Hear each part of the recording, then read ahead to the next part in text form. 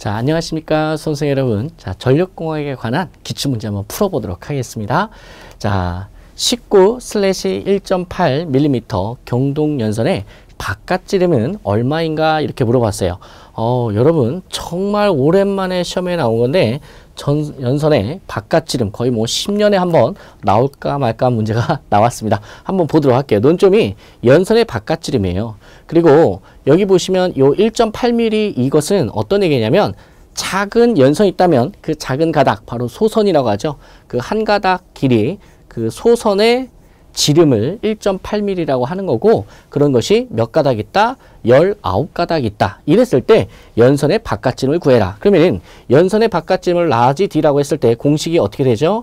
2n에 플러스 1에 가로 닫고 스몰 d를 곱해주면 되는 건데, 여기서 스몰 d가 바로 요 소선의 지름을 이야기하는 거예요. 그래서 숫자는 얼마로 들어가면 돼요? 1.8이라는 숫자가 들어가면 되는 거고, 자, 그 다음에 여러분께서 여기서 보실 게 n이 어떤 걸 얘기하냐? 층수를 이야기하는 거예요. 그래서 19가닥의 경우에는요, 우리가 몇 층이다 라고 이야기하냐면 2층이다 라고 이야기를 해요. 그래서 이것을 우리가 암기를 하고 있으면 좋은 거죠. 19가닥일 때 몇 층? 2층이다. 그러면은 2에다가 곱하기 몇 층? 2층이니까 더하기 1을 해주시고, 그 다음에 여러분 그 소선의 지름 몇 미리 줬어요? 1.8mm를 줬거든요. 그러면은 계산기를 두드리면 정답이 9가 나온다고 합니다. 자, 그러면은 이렇게 푸는 건데, 이 문제는 19가닥이 몇 층인지 2층인지 알아야 우리가 풀 수가 있는 문제죠. 근데 만약에 요 2층이라는 것을 외우지 않았다면은 우리가 그려봐서 우리가 알 수가 있어요. 한번 그려볼게요. 자, 지금 가운데 전선을 한 가닥 그려주고요. 자, 그 다음에 하나, 둘, 셋, 넷, 다섯, 여섯, 이렇게 그 다음에 층에는 6가닥이 들어가네요. 자, 그 다음에 여기다 또 한 번 그림을 그리는 거야. 그럼 첫 번째 한 가닥이고 그 다음에 몇 가닥? 6가닥이죠. 그럼 몇 가닥 남았어? 12가닥이 남았어요. 그럼 하나, 둘, 셋, 넷, 다섯, 여섯, 일곱, 여덟, 아홉, 열, 열하나, 열둘. 그래서 이렇게 생긴 경동연선이다 라는 얘기고요.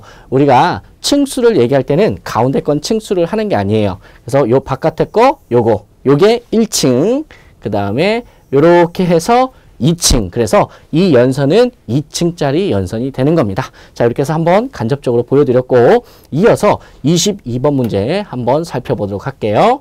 자, 22번은 좀 쉬운 문제였죠. 일반적으로 전선 한 가닥 단위 길이당 작용 정전 용량이 다음과 같이 표시되는 경우에 D는 무엇인가? 자, 여기서 D라는 것은 뭘 뜻하죠? 아우, 쉬운 문제네요. 고맙죠. 바로 선관거리를 의미하는 거죠. 뭐 이런 거는 정말 제발 맞춰주세요 라는 문제죠. 자, 이어서 23번 갈게요. 자, 23번의 경우에는 자, 어떤 문제인가? 자, 3상 3선식 1선 1km의 임피던스가 Z이고, 그 다음에 어드미턴스가 Y래요. 이랬을 때 어떤 임피던스? 특성 임피던스를 물어봤어요.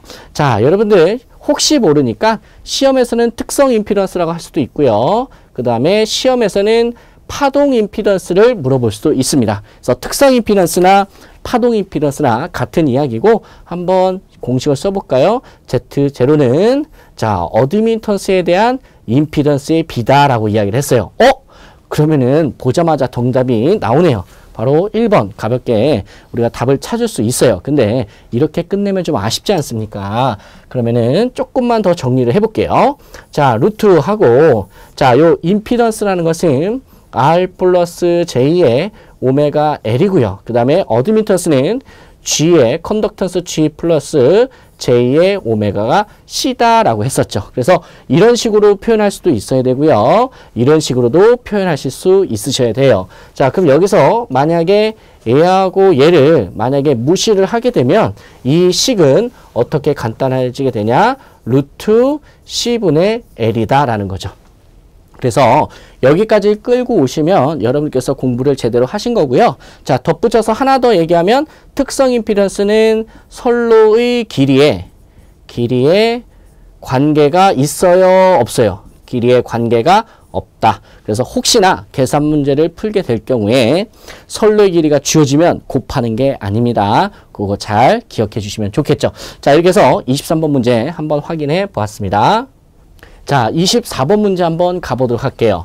역률 개선을 통해 얻을 수 있는 효과와 거리가 먼 것은, 여러분 역률 개선 시 효과 가장 주된 목적이 뭐였죠? 바로 전력 손실 감소였죠. 우리가 전력 손실을 감소할 수 있는데 왜 그러냐면 전력 손실이라는 것은 역률의 제곱의 반비례하는 관계죠. 그래서 이게 바로 가장 주된 목적이 되는 거고요. 자, 그 다음에 두 번째 보시면 자, 전압 강화의 경감이라고 되어 있어요. 그렇죠? 역률이 개선이 되면 전압 강화가 확실히 줄어들지 않습니까? 자, 그러면 예를 들어서 전압 강화 2는 루트 3의 i에 가로 열고 r 코사인 세타에 플러스 x 사인 세타예요. 그러면은 만약에 내가 역률을 개선시켜서 코사인 세타를 1이라고 만들었어요. 얘를 1로 만들었어. 그럼 코사인 세타가 1이면 사인 세타는 얼마야? 0이죠. 그렇게 되면 이 값이 와장창하고 날아간다. 그러면은 없어지는 거죠. 그럼 전압 강화는 어떻게 돼요? 홀쭉해지는 거죠.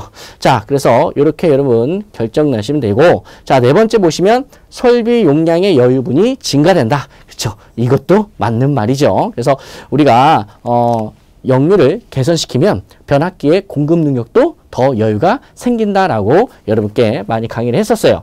자, 그랬을 때 정답은 몇 번이에요? 그쵸? 1번이죠. 고주파 제거는 별로 관련이 없는 거죠. 고주파 제거하려면 변압기를 델타 결선한다든지, 그래서 우리가 3고주파를 제거할 수 있고, 또는 직렬 리액터를 설치해서 제5고주파를 제거할 수 있다고 설명을 드렸었습니다. 이랬든 저랬든 역률 개선과 고주파는 조금 거리가 많이 멀리 있죠. 그래서 24번 풀어봤고요.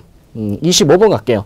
송전단 전압이 154이고요. 수전단 전압이 150kV인 송전솔로에서 부하를 차단하였을 때 수전단 전압이 150kV였다. 이 말이 뭐예요? 그렇죠. 무부하 시 수전단 전압이 152kV다라는 얘기죠. 그래서 맨 끝에 물어본 게 뭐예요? 전압 변동률을 물어봤어요. 그러면은 전압 변동률이라는 것은 VR분의 VRO의 마이너스 VR이다 라고 여러분 우리 외우고 있었죠. 그러면은 이러한 전압 변동률 계산할 때 쉽게 계산할 수가 있어요. 이게 바로 무부하 시 수전단 전압인데 그 값을 얼마 줬어? 152를 줬어요. 그래서 이걸 우리가 풀어보면 152 빼기 그 다음에 수전단 전압이 얼마라고 했어요? 150이라고 그랬죠. 150 그리고 다시 수전단 전압으로 나눠줘야죠. 150 그 다음에 곱하기 100 하면 얼마 나오겠죠.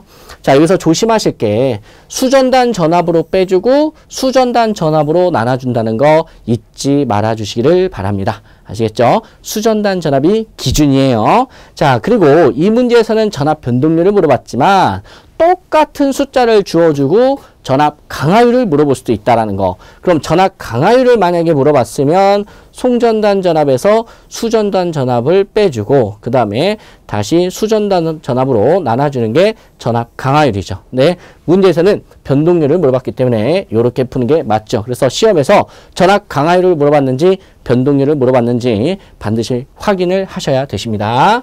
자, 다음 문제 가도록 할게요. 자, 다음 중 V12에 V12가 무슨 차단기예요? 그렇죠? 진공 차단기죠. 자, 진공 차단기의 소호 원리로 알맞는 것은 자, 정답은 딱 봐도 진공이란 말이 여기 나와 있네요.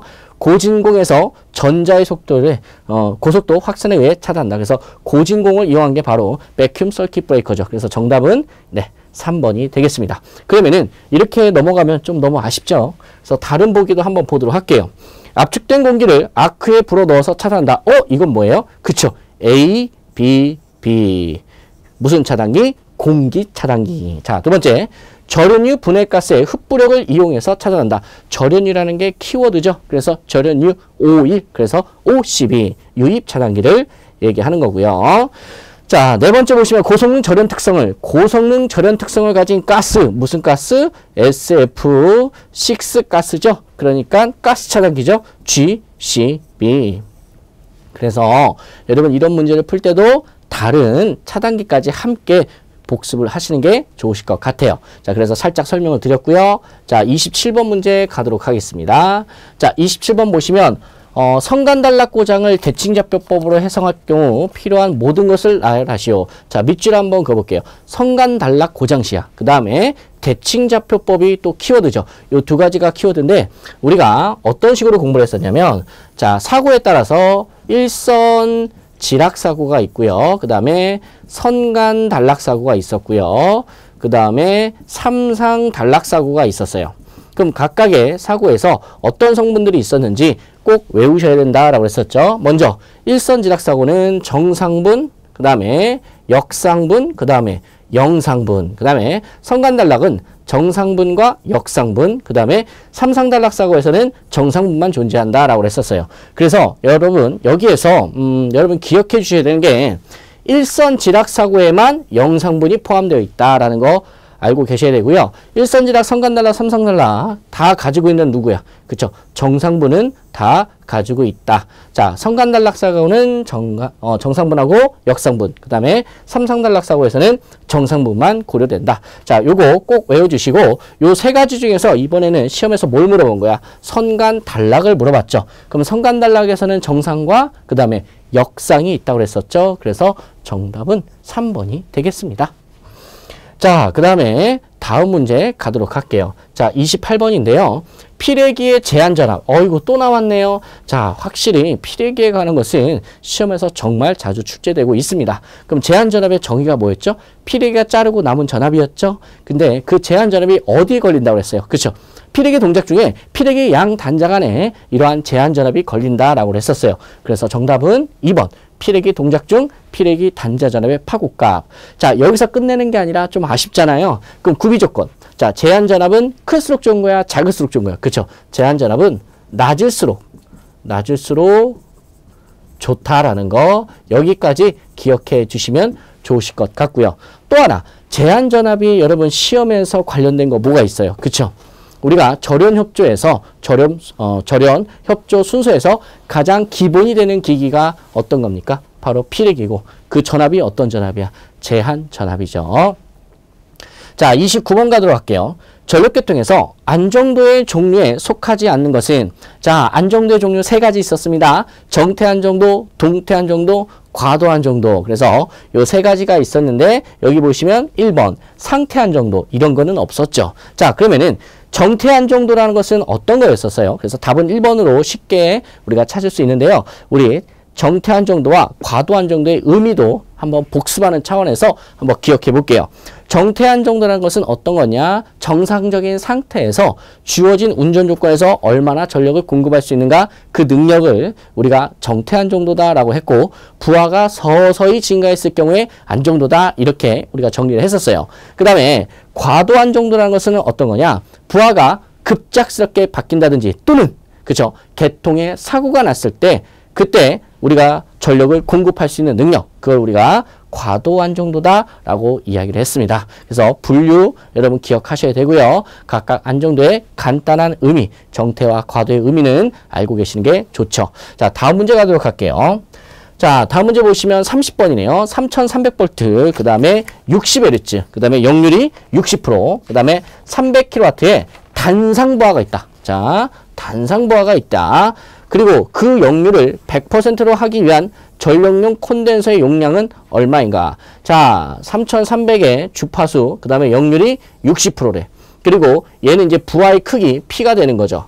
근데 지금 현재 역률이 코사인 세타가 현재 역률이 0.6이고요. 그 다음에 역률을 얼마로 하고 싶대? 100. 코사인 세타 2를 얼마로 하고 싶대요? 1로 하고 싶다. 이랬을 때 전력용 콘덴서를 얼마짜리를 설치해야 되냐? 자, 요런 문제가 됩니다. 그럼 아주 기본적인 문제로서 Q는 P에 가로 열고 탄젠트 세타 1 마이너스 탄젠트 세타 2가 되는 거죠. 자, 여기 숫자에다가 대입해서 한번 계산을 해볼게요. P라는 것은 부하의 용량이고 반드시 유효전력의 단위가 들어가야 된다고 했어요. 그래서 요거 300 넣어주면 되죠. 자, 300 넣었어요. 자, 그 다음에 곱하기 자, 탄젠트 세타 1은 코사인 세타 1분의 사인 세타 1이죠. 코사인 세타 1이 얼마야? 0.6이면 사인 세타 얼마? 0.8이죠. 빼기 탄젠트 세타2는 코사인 세타2분의 사인 세타2죠. 코사인 세타2가 1이고 사인 세타2가 0이네요. 자, 요 가로 닫고 계산기를 빠바박 하고 두드리면 약 400이 나온다고 합니다. 어휴, 되게 쉬웠던 문제였습니다. 자, 그럼 이어서 31번 가도록 할게요. 저수지에 취수구에 제수문을 설치하는 목적은 수력 발전에 관한 문제였는데요. 자, 제수문을 설치하는 목적은 자, 여기 있네요. 자, 유량을 조절한다. 이거 어떻게 외운다고 그랬어요? 그쵸? 이렇게 외우면 쉽죠. 물. 자, 수가 물이란 뜻이요. 물을 어떻게 한다? 제어한다, 컨트롤한다, 조절한다. 그러는 게이트다라는 거죠. 그래서 유량을 조절한다. 이렇게 쉽게 외울 수가 있었던 거예요. 자, 32번 가도록 할게요. 자, 32번은 좀 짱돌 문제예요. 그래서 이런 모든 문제를 다 맞출 수는 없으니까 가볍게 보시면 되시겠어요. 자, 거리 계전계 종류가 아닌 하나는 자, 옴형, 그 다음에 임피던스형, 그 다음에 리액턴스형 다 맞고요. 정전 용량형 이런 거는 없어요. 근데 제가 이런 거에 대해서 자세하게 설명을 하다 보면 너무 길어지게 되고 내용이 많아지게 돼요. 그래서 이런 것들은 여러분 답만 딸딸딸 외우고 시험장 가시는 걸로 했으면 좋으실 것 같아요. 자, 33번 갈게요. 전력용 퓨즈, 파워 퓨즈요. PF의 파워 퓨즈에 대한 설명으로 옳지 않은 것을 골라라. 1번. 소형으로 큰 차단 용량을 갖는다. 그쵸? 이게 바로 파워 퓨즈의 장점이죠. 자, 두 번째. 가격이 싸고 유지보수가 간단하다. 그쵸? 가격이 저렴해서 유지보수가 간단하죠. 왜? 다 썼으면 갖다 버리고, 자, 끊어졌으면 갖다 버리고, 새로운 퓨즈를 갈아 껴주기만 하면 되니까 유지보수도 간단해요. 자, 세 번째. 밀폐형 퓨즈는 차단 시에 소음이 없다. 네, 이것도 맞는 말이고요. 자, 정답은 4번이네요. 4번을 보시면 과도전류에 의해 쉽게 용단되지 않는다가 아니라 쉽게 용단이 된다. 용단된다라는 게 무슨 말이야? 끊어진다라는 거죠. 자, 그러면은 이게 무슨 말이냐면 과도전류에는 원래가 파워퓨즈가 끊어지면 돼요? 안 돼요? 안 된단 말이야. 그쵸? 파워퓨즈가 과도전류에 끊어지게 되면 전동기를 어떻게 시동을 걸어? 자, 예를 들어서 이런 거였죠. 자, 전동기가 있어요. 자, 그러면은 이 전동기에 처음에는 오프에서 스위치를 키면 이제 온이 되겠죠. 그럼 온을 내가 탁 하고 누르는 순간 애가 우웅 하고 돌아갈 거야. 근데 우웅 하고 돌아갈 때 그 찰나에 얘가 처음에는 정지 상태에서 움직이는 거기 때문에 초창기에 아주 짧은, 극히 짧은 100분의 1초 짧은 시간이지만 엄청나게 큰 전류가 흐른다고. 스타트. 그래서 기동 전류, 스타트 전류가 아주 크게 흐른다. 그러면은 이러한 아주 짧게 크게 흐르는 전류 때문에 지금 여기에 있는 퓨즈가 끊어지면 된다, 안 된다? 안 된다. 퓨즈 끊어지면 이거 시동 못 걸죠. 이해 가시죠? 그러니까 과도 전류가 사고 전류는 아니에요. 근데 이러한 사고 전류가 아님에도 불구하고 퓨즈가 일단 끊어지고 보는 거지. 왜? 얘는 무슨 센서 이런 게 달려있는 게 아니지 않습니까? 그냥 규정된 동작 전류 그 이상의 전류가 흐르게 되면 그냥 끊어지고 보는 거죠. 그래서 이런 게 하나 이제 단점이 되는 거죠. 자, 그 다음에 34번을 가도록 할게요. 자, 34번을 보시면 갈수량이란, 자, 이것도 수력에 관한 게 나왔네요. 갈수량이란 유량을, 어떤 유량을 말하는가? 예, 정답은 4번입니다. 1년 365일 중 355일간은 이보다 낮아지지 않는 유량 또는 수위를 우리가 갈수량이라고 하고요. 이렇게 이제 요 날짜를 외워주시는 거였었죠. 그 다음에 시험에 또 잘 나오는 게 뭐였죠? 그쵸, 바로 요 평수량. 365일 중 185일. 요거는 이제 어디에 해당하는 거예요? 그쵸? 평수량에 해당하는 거였고 355일은 어디에 해당하는 거예요? 갈수량에 해당하는 거죠. 그래서 요 34번에서는 정답이 4번이 됩니다. 자, 35번 갈게요. 가공선로에서 전선의 이도를 D라고 하면 전선의 실제 길이는 경관보다 얼마나 더 차이가 나는가? 즉, 경관보다 얼마큼 더 길어지는가? 자, 그러면은 우리가 이걸 어떻게 외웠었냐면 전선의 총 길이 L은 S에 플러스 3S분의 8D의 자승이다 라고 이야기를 했었어요. 자, 여기서 보시면 이게 이제 경관의 길이고요. 2도를 주었을 때 전선이 늘어난 길이가 바로 3S분의 8D의 자승이죠. 자, 그러면은 이 문제는 쉽게도 뭐 계산 문제를 물어본 것도 아니고 공식 그대로를 물어봤어요. 그래서 3S분의 8D의 자승을 찾으시면 정답은 4번이 되는 거죠. 이게 바로 이마만큼이 전선이 더 필요로 한다더라. 자, 35번 받고 다음 문제 가도록 할게요. 자, 다음 문제 보시면 36번이네요. 유도에 대한 차폐에서 가공지선이 있을 경우 전선상에 유기되는 전하를 Q1, 가공지선이 없을 때 유기되는 전하를 Q0. 그럼 여러분 생각해봐요. 가공지선이 없을 때 유기되는 전하가 훨씬 더 많겠죠. 그쵸? 그래서 걔가 분모로 들어가는 거야. Q0, 이거에 대한 가공지선이 있을 때 유기되는 전하, 그걸 Q1이라고 하죠. 그래서 Q0분의 Q1을 보호율 누구의? 가공지선의 보호율이라고 합니다. 분자분모 헷갈릴 거 없어요. 큰 것분의 작은 거 하시면 되세요. 그래서 정답은 Q0분의 Q1이니까 정답은 2번이 되는 거죠. 자, 이렇게 해서 36번까지 한번 살펴보았습니다. 자, 37번 가도록 할게요. 어떤 건물에서 총 부하 설비 용량이 700kW래. 그 다음에 수용률이 몇 프로? 70% 줬어요. 자, 그리고 나서 물어보는 게 변압기의 용량을 물어봤습니다. 그 다음에 맨 마지막에 조건을 하나 더 줬네요. 역률은 얼마다? 0.8이다. 자, 그러면은 우리 변압기의 용량을 외울 때 기본적인 식이 또 있었죠. 자, 기본적인 식 우리 한번 써볼까요? 자, TR의 용량은 어떻게 우리가 외우죠? 바로 설비 용량. 자, 그 다음에 곱하기 뭐예요? 수용률이죠. 그 다음에 나누기 뭡니까? 부등률이야.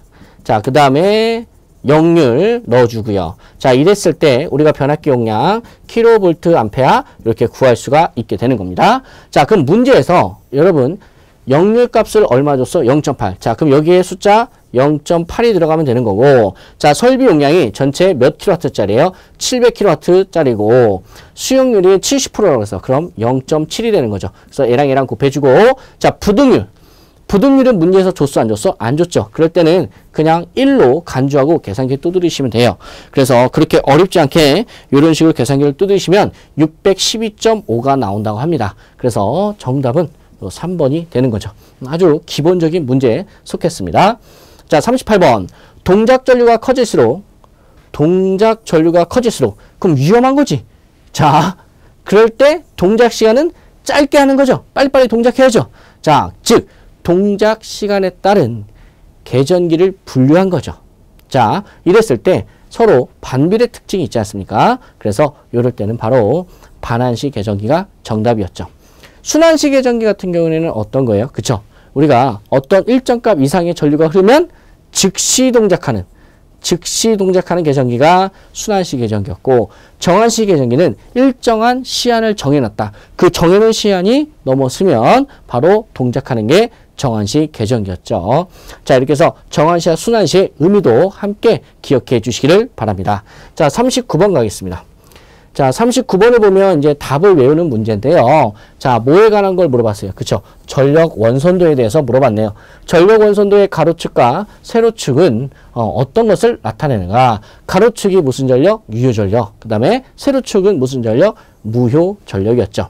그래서 2번이 정답인데, 이 전력 원선도를 드립다 공부를 다 하는 거는 분량이 너무나 많아요. 그래서 시험에 자주 나오는 가로축과 세로축의 의미라든지 아니면 전력 원선도를 통해서 알 수 있는 사항, 또는 전력 원선을 통해서 알 수 없는 상황, 이런 것들만 간단하게 정리를 하셔서 시험장 가시면 좋으실 것 같아요. 자, 마지막 문제 40번 보도록 할게요. 중성점 직접 접지 방식에 대한 설명으로 틀린 것을 골라라. 자, 변압기에 단절연이 가능하다. 맞는 말이죠. 자, 단절연이 가능하다. 이것도 맞고, 또는 저감절연이 가능하다. 이것도 맞는 거죠. 여러분 중요하다고 그랬어요. 중성점 직접 접지 방식과 소 리액터 접지 방식, 이 두 가지 항상 비교하시면서 공부하시라고 했었죠. 자, 그 다음에 보호계전기 동작이 용이하다. 이게 왜 용이했었어요? 그렇죠. 바로 중성점 직접 접지 방식은 지락전류가 가장 크지 않습니까? 지락전류가 가장 크다 보니까 보호계전기 동작이 아주 용이해지는 거죠. 자, 그 다음에 네 번째, 계통의 절연 수준이 낮아지므로 경제적이다라고. 그래서 우리나라가 바로 중성점 직접 접지 방식을 사용하는 거죠. 그래서 시험에서 우리나라 154 또는 우리나라 345kV 송전선로에서 채용하고 있는 중성점 접지 방식은 무엇인가? 라고 하면 정답은 뭐예요? 중성점 직접 접지지. 왜요? 자, 바로 이러한 절연 레벨을 우리가 낮출 수 있어서 경제적으로 가성비를 높일 수가 있기 때문에 그렇습니다. 그래서 정답은 1번이죠. 과도 안정도가 좋다? 아니, 틀렸죠. 과도 안정도가 나쁘다라고 그래야 돼. 과도 안정도가 좋은 건 뭐예요? 소리액터 접지 방식이었어요. 이 안정도가 왜 안 좋냐면 이렇게 생각하라고 그랬었죠.